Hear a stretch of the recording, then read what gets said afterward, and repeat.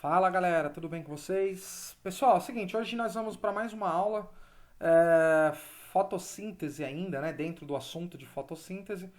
A gente vai falar um pouquinho hoje dos fatores que interferem na fotossíntese, os fatores que influenciam na fotossíntese, tá? Então, como que esses fatores podem interferir para mais ou para menos, como que eles podem favorecer o processo fotossintético, como que eles podem prejudicar o processo fotossintético. Então a gente vai falar um pouco sobre esses fatores aí, que são extremamente importantes a gente saber, porque sem eles a fotossíntese não ocorre sem que haja esses determinados fatores no limite em que eles devem ocorrer. Então a gente vai falar um pouquinho sobre eles, complementando aí o nosso estudo de fotossíntese, beleza? Vamos lá então, preparados? Valendo! Foi!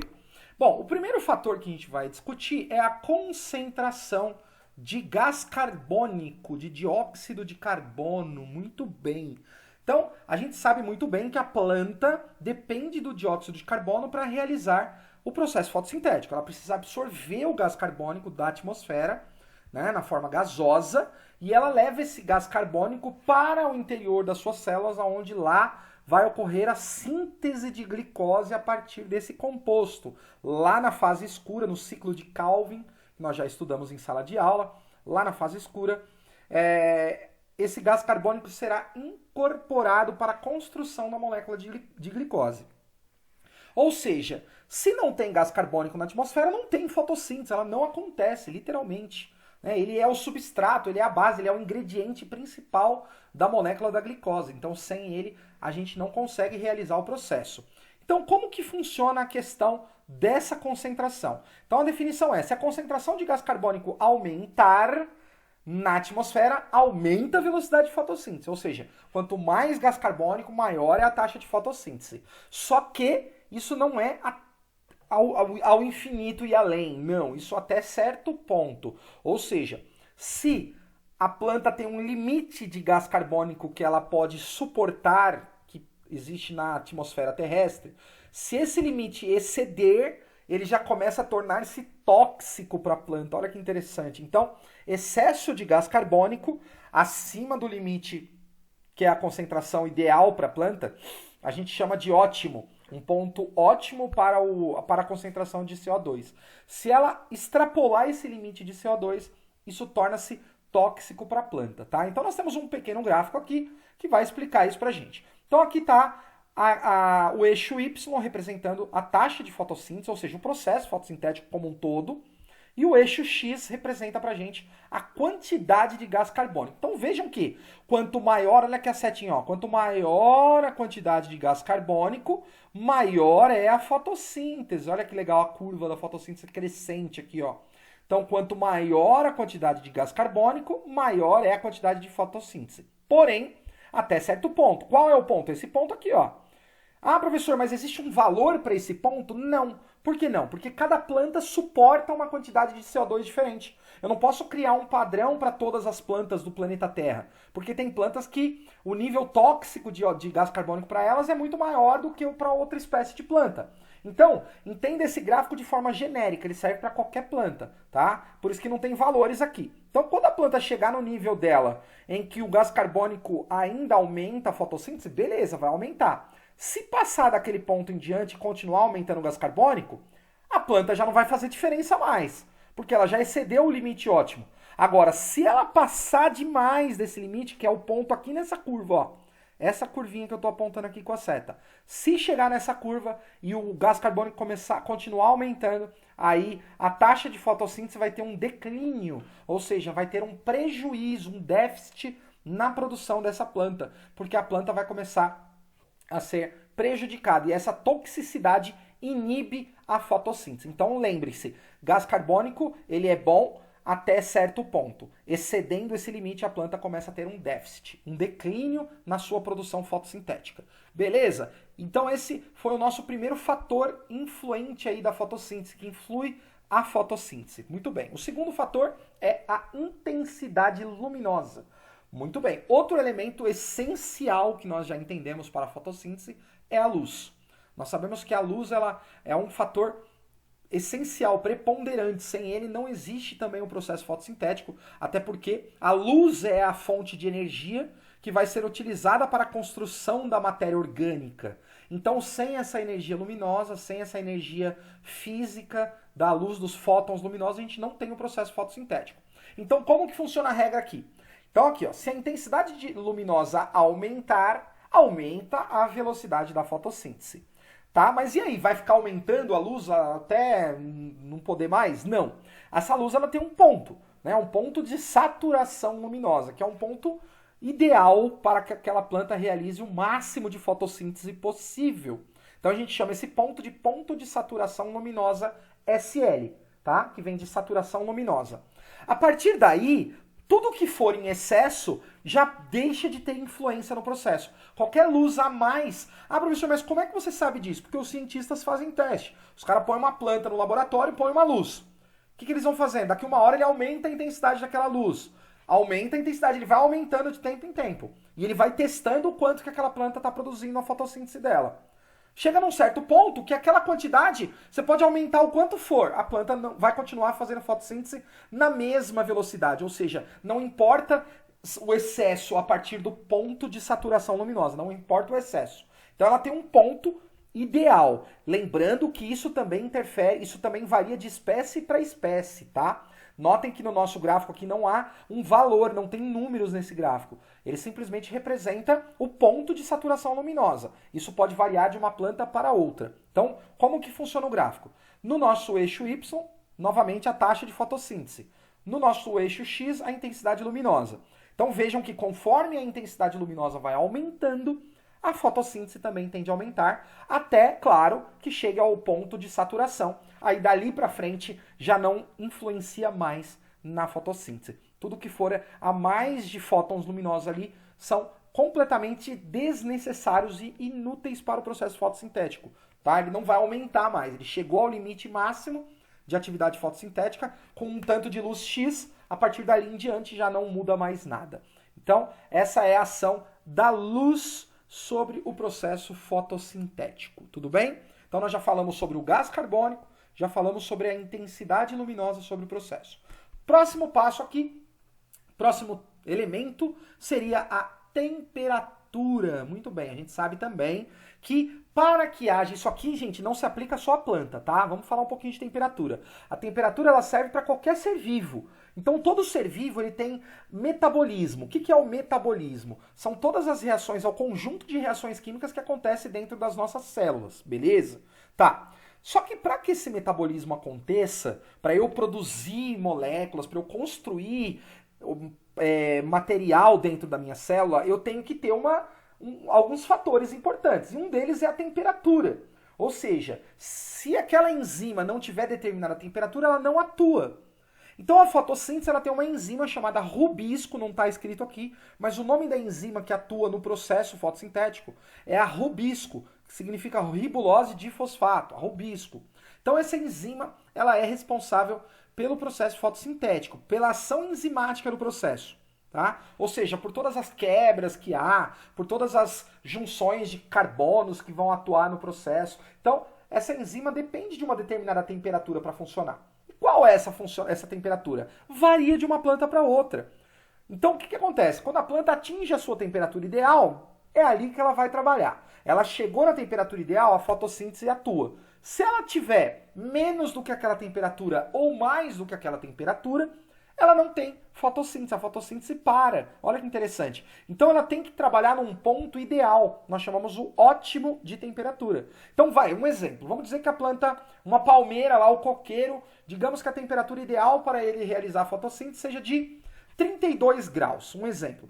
Então, aquela planta precisa ter os 32 graus para que as enzimas dela atuem no processo fotossintético. Se ela tiver mais do que isso ou muito menos do que isso, ela não vai realizar a fotossíntese com eficácia. Então, a produção dela vai ser muito baixa. Por isso, a gente entende por que tem plantas que se adaptam nos diversos ecossistemas da Terra. Olha que negócio fantástico, cara. A gente tem plantas, por exemplo, que são adaptadas a desertos, cactos, suculentas, plantas que estão adaptadas a climas onde a temperatura é muito elevada.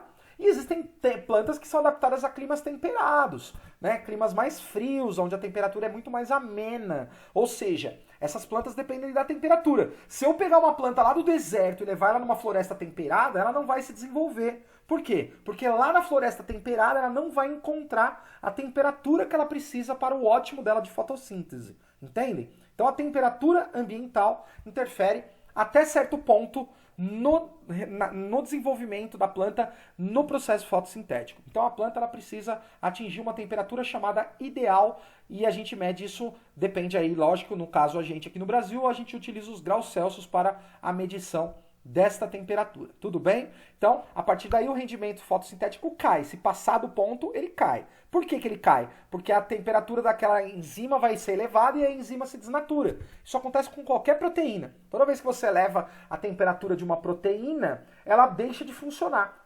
Teve uma pergunta no vestibular que falava assim, o cara estava com frio, com calor, e aí ele entrou dentro da geladeira para se refrescar. Tem algum problema nisso? A pergunta era mais ou menos uma relação com isso. E a resposta que eles queriam naquela questão era: não, porque se ele entrar na geladeira, a temperatura corpórea dele vai abaixar e ele vai entrar num processo de hipotermia. O que é isso? A temperatura dele baixando, as enzimas param de funcionar e aí ele não tendo reação metabólica no organismo dele, ele morre. As funções vitais param de atuar. Tá? Por isso que a temperatura tem que ser constante. Então, a mesma coisa a gente aplica aqui para a fotossíntese, para as nossas plantas. Então, o terceiro fator, temperatura. Então, resumindo, os 3 fatores: concentração de gás carbônico, intensidade luminosa, temperatura. Beleza, galera? Espero que vocês tenham entendido até aqui. O próximo ponto que nós vamos trabalhar aqui, o próximo tópico, seria o ponto de compensação fótico ou fotótico. Tanto faz, tá? Você pode encontrar das duas formas na literatura. O que é ponto de compensação fótico? É um ponto em que tudo que a planta produzir na fotossíntese, ela vai consumir na respiração. Nós sabemos que existem 2 processos que os seres vivos realizam. Um deles é a fotossíntese, que as plantas produzem. A gente não faz esse processo, porque nós somos seres heterótrofos, mas existem 2 processos. A fotossíntese, que produz os compostos orgânicos, e a respiração, que consome os compostos orgânicos. Olha que interessante. Enquanto a fotossíntese está produzindo o alimento, a respiração está consumindo esse alimento para gerar energia. Então, a planta realiza os 2 ao mesmo tempo. Então, ela faz fotossíntese, produz a energia e consome essa energia na respiração. Então, o que acontece? O que é ponto de compensação fótico? Nós temos aqui, ó, eixo Y, velocidade da reação, versus eixo X, a intensidade luminosa. Então, aqui começou o dia, amanheceu o dia, intensidade luminosa. O galo cantou, começou aqui a luz a aumentar. E a luz vai aumentando, e a intensidade luminosa ó, aumentando, e a fotossíntese vai aumentando também. Nós estamos aqui na curva da fotossíntese, ó, foco nessa curva. A curva da fotossíntese aumentando. Só que a planta, ela não para de respirar, ela respira o tempo todo, de noite, de dia, não importa se está luz, se não tem luz, a planta precisa respirar o tempo todo como qualquer ser vivo aeróbico. Então, a respiração ela é uma linha constante, notem que ela é uma linha reta, ela não depende da luz. Por isso que ela está reta aqui, ó. A fotossíntese está curva, por quê? Porque ela está dependendo do eixo X aqui, que é a luz. Então, conforme a luz vai aumentando, a planta vai produzindo e a respiração continua. Quando a planta chega nesse ponto aqui, ó, esse ponto aqui, o ponto 2, tá? Eu estou apontando nele aqui com a seta. Esse ponto é exatamente o encontro entre as 2 linhas. Nesse ponto, tudo que a planta produz é a mesma quantidade daquilo que a planta vai consumir na respiração. Ou seja, tudo que ela produz aqui, ela própria vai gastar. Tá? Aí você está falando, nossa, professor, então quer dizer que se não tiver luz, então a gente morre no planeta Terra? Calma, não é bem assim. Porque a saturação de oxigênio que nós temos na atmosfera, ela é muito maior, né? A gente tem um saldo positivo de oxigênio na atmosfera terrestre. Então, não significa que durante a noite a gente perde o oxigênio porque a planta não está fazendo fotossíntese. Não é isso. O ar da atmosfera terrestre ele já está saturado em muito oxigênio, a mais até do que a respiração de todos os seres vivos durante o período que não há luz. E lembrando também que a Terra tem hemisférios. Enquanto num hemisfério está noite, no outro já vai estar dia, né? Então, em outras partes do planeta já é dia, então a luz lá já está realizando fotossíntese. E essa concentração de oxigênio fica saturada ao redor do globo, tá? Então esse ponto aqui, o ponto de compensação fótico, ele é exatamente o ponto de encontro da respiração com a fotossíntese. E tudo que a planta produzir até esse ponto é tudo que ela consome. Ou seja, passou desse ponto para cima já é saldo positivo. Isso já é o que a planta produz, além do que ela precisa. E é exatamente aqui que vai haver a saturação de compostos, de produtos da fotossíntese. Tá? Então, tudo que passar dessa linha, todo o oxigênio que a planta produzir desse ponto em diante já é saldo excessivo, já é o produto a mais que ela produz para a saturação da atmosfera terrestre, beleza? Então, até o ponto de compensação fotótica é exatamente esse ponto que é o encontro entre as duas linhas. Resumindo, ele é o ponto de intensidade luminosa onde ocorre o equilíbrio entre as atividades fotossintética e respiratória. Tudo bem, galera? Muito bem, então. Então, esse foi o nosso ponto de compensação fótico. E por último, para a gente acabar aqui, né? Vamos falar um pouquinho dessa relação fotossíntese versus respiração celular. Então nós temos as duas fórmulas aqui. Então, quem que realiza a respiração celular? A célula da gente, né, dos seres vivos, dos animais, das plantas, de todo mundo. Aí não é um processo exclusivo de planta, a respiração todo mundo faz. Então, qual que é o substrato da respiração? É a glicose. Então, quando você vai lá, você come uma pizza, beleza? Você ingeriu aqui a glicose, ó, C6H12O6. Você engoliu o seu alimento, você levou os açúcares para o seu organismo. Você respira. O que você está levando? Oxigênio. Então você está levando aqui dois elementos. O combustível, que é a glicose, mais o comburente, que é o oxigênio. Esses dois caras juntos, eles vão fazer o quê? A respiração celular lá nas mitocôndrias. Então eles vão fazer uma reação química que vai gerar gás carbônico e água. Olha que legal. O produto final da respiração celular que todos os seres vivos realizam, aí entra animal, planta, todo mundo. O produto final é gás carbônico e água. E olha que interessante. Olha aqui agora no esquema da fotossíntese quais são os substratos dela. Então, ou seja, o produto da respiração é o substrato da fotossíntese. Olha que legal. Então, tudo que nós produzimos, a planta usa para fazer a fotossíntese dela. Olha que interessante. Então, qual é o substrato da fotossíntese? Gás carbônico mais água, tá? Aí ela realiza a fotossíntese com a energia da luz, tá aqui ó, o sol representando a luz, e vai gerar no fim do processo a glicose e o oxigênio. Olha que interessante, olha aqui o cruzamento do processo. Lembrando que que o oxigênio e a glicose são os substratos da respiração. Então, uma produz o substrato da outra e a outra utiliza o produto da outra. Olha que interessante. Então, esses dois processos eles são interligados, tá? Eles participam juntos aí para o bom funcionamento dos seres vivos no planeta Terra. Ou seja, se a gente romper um dos processos, a gente não tem o outro. Se eu deixar de realizar fotossíntese, eu não tenho glicose nem oxigênio. E se os seres vivos deixam de fazer a respiração celular, não tem gás carbônico e não tem água. Ou seja, a gente precisa dos dois processos acontecendo em equilíbrio no planeta Terra para que haja manutenção das formas de vida. Beleza? Então essa é a nossa equação aí, ou as nossas equações da fotossíntese versus respiração celular. E por último, aqui nós temos um esqueminha disso que nós acabamos de falar, né? Então tá aqui, ó, energia. Esse esquema tá bem legal. Essa organela aqui é o cloroplasto e essa outra é a mitocôndria, tá? As duas aí são organelas importantes para os dois processos. A luz incide sobre o cloroplasto, que por sua vez produz glicose e oxigênio. Olha aí que legal. Ele produziu os produtos dele aqui. E esses produtos vão ser utilizados aonde? Lá na mitocôndria. Olha aqui, a glicose indo para a mitocôndria e o oxigênio, que é o comburente, indo para a mitocôndria também. Lá na mitocôndria vai haver a respiração celular, vai gerar calor, que é a energia que nós geramos dessa quebra da glicose, vai gerar ATP, a gente já falou de ATP, adenosina trifosfato, que nada mais é do que uma molécula aceptora de energia, ela prende energia nas ligações dos fósforos, tá? E por último, a gente vai gerar também a água. Então a gente gera aqui a água, ATP e calor, tá? Mais o que? Olha o cara aqui, ó, o CO2, olha que legal, a respiração celular. Quando você respira, que você expira, você está liberando o quê? CO2. Da onde esse CO2 vem? Lá das suas mitocôndrias, ó. E aí você libera esse CO2 vai ser utilizado novamente pela fotossíntese, ele vai ser absorvido lá pelo cloroplasto e a planta então assimila o gás carbônico produzido nos processos respiratórios. Beleza, galera? Bom, então é isso, a gente encerra a nossa aula de hoje, né?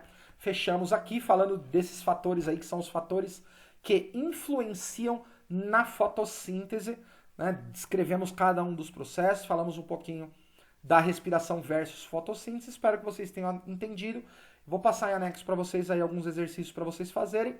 E a gente se vê em breve. Galera, valeu. Grande abraço para todos vocês. Bons estudos aí. A gente se vê em breve. Tchau, tchau.